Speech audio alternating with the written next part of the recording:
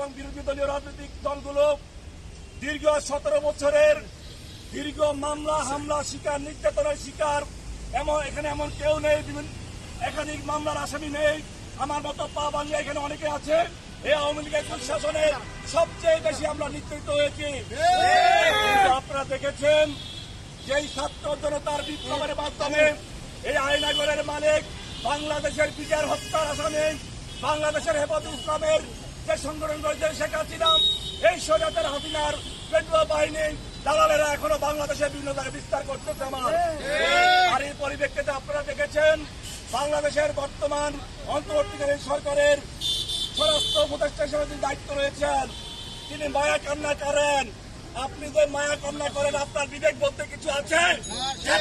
জানতে চাই, বাংলাদেশের ইতিহাসে 17টা বছর ছাত্রদল, যুবদল, স্বেচ্ছাসেবক দল সহ বিভিন্ন রাজনৈতিক দলের অঙ্গ সংগঠনের নেতৃবৃন্দ যেই পরিবার নির্যাতনের শিকার হয়েছে, দেশের নেত্রী বেগম খালেদা জিয়া বিনা মামলায়, মিথ্যা মামলায় জেল কারাবরণ করতে হয়েছে।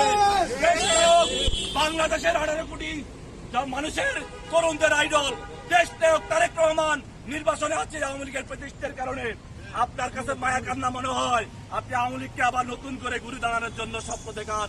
বিকিটা শাখা আপনার প্রতি সম্মান রেখে বলতে চাই, বাংলাদেশের 18 কোটি মানুষ, বাংলাদেশের ছাত্র সমাজ, বাংলাদেশের আইনঙ্গনের আইনের ছাত্ররা যতদিন বেঁচে আছে আপনার কোন ধরনের দালালি আপনি সহ্য করবো না।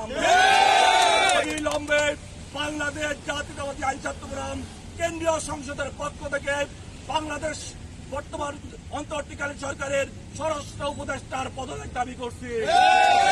অবিলম্বে বাংলাদেশের মানুষের আকাঙ্ক্ষার প্রতীক, যেই মানুষ 17 বছর ধরে একটি ভোট দেওয়ার জন্য, অধিকার আদায়ের জন্য সংগ্রাম করে যাচ্ছে, রক্ত দিয়ে যাচ্ছে, শহীদ হচ্ছে, তাদের পক্ষ থেকে জনগণের ভাষা বুঝতে হবে। অবিলম্বে আমরা চাই বাংলাদেশে গণতান্ত্রিক একটি ভোটের পরিবেশ হোক, জনগণ ভোট দিয়ে যাকে নির্বাচিত করবে সেই আগামী দিনে বাংলাদেশের ক্ষমতা দিতে হবে।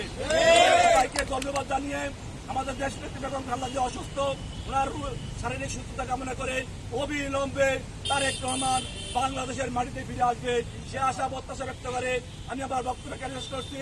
আল্লাহ হাফেজ। বাংলাদেশ জিন্দাবাদ, ছাত্র জনতা জিন্দাবাদ, জিন্দাবাদ, জিন্দাবাদ।